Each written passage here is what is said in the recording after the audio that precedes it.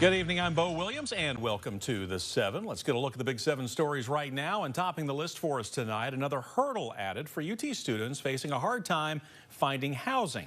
One group of students finally found a place, but not without some major problems along the way. The 5 students telling us that they waited in line for 3 days last year, even sleeping on the ground to get their names on the lease for an apartment at the Standard along 17th Street. But when it came time to move in last month, they say their apartment was overrun with roaches. Students and their parents let management know, and the students say the complex provided hotel rooms for them while pest control tried to get rid of the problem. They would set us up in the hotel for a week maybe, and then they'd say that they were going to reassess at the end of the week. And we'd get an email maybe a day of sometimes, like we'd already have our stuff moved out of the hotel back into here, and then they would email us and be like, actually, we need to hold off on this, like, we're extending your hotel stay again. And so we'd have to take all of our stuff, move it back into the hotel. And so it's just been a big back and forth. You know, one student showed us pictures of several roach traps they've set up around the apartment. As of today, the students say the roach problem continues, but they have decided to move back in. We have reached out to the Standard and its parent company, Landmark Properties, for a statement. We have not yet heard back. Our next big 7 story, a man is dead after a chase across several counties. It started in Knox County when officers tried to pull over the suspect described as a person of interest in an overdose death. We're told he drove down I-75 into Loudoun County and then turned onto Highway 321, where the TBI says he tried to make a U-turn at Parkway Drive and ended up in a ditch. Surrounded by law enforcement, we're told the suspect shot himself in the head. Now, he was rushed to Fort Loudoun Medical Center in Lenoir City, where he was declared dead. TBI has taken over this investigation. District Attorney General Russell Johnson explains the Bureau is handling the case because multiple agencies were involved across multiple counties.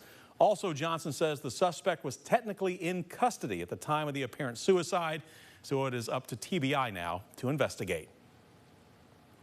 One man is dead, another in jail following a shooting. This was in Cott County. Deputies responded to reports of a shooting at a home along Rankin Hill Road in Newport that happened this morning. They found a man in the living room, now identified as Gary Cameron, dead from a gunshot wound.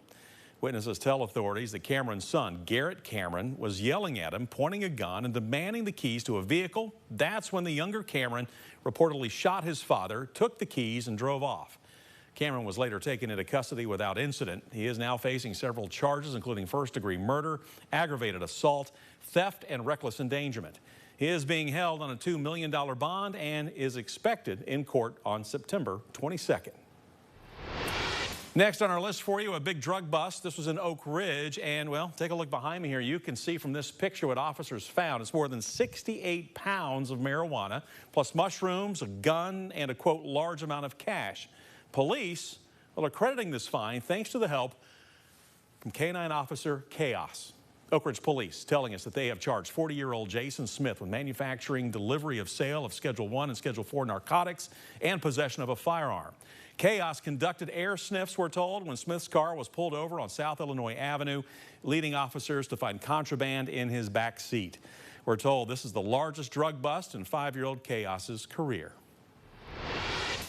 Knox County Sheriff's Office is asking for help to identify a man found dead in Fort Loudoun Lake last month.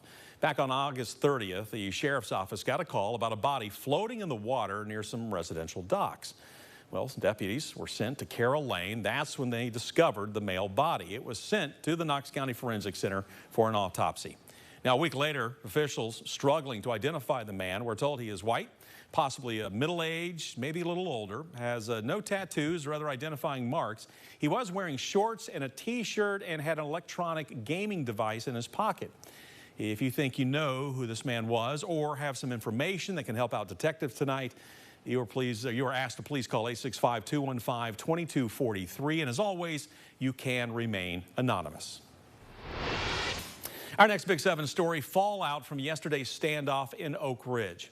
A woman living in that same apartment complex, Tara Hills, upset that the management did not notify her or her neighbors about what was going on just outside her window. Now, the one building where the incident took place was given an evacuation notice by law enforcement. But Cheyenne Lewis, a resident in one of the other buildings, says no one else there was notified about what was happening.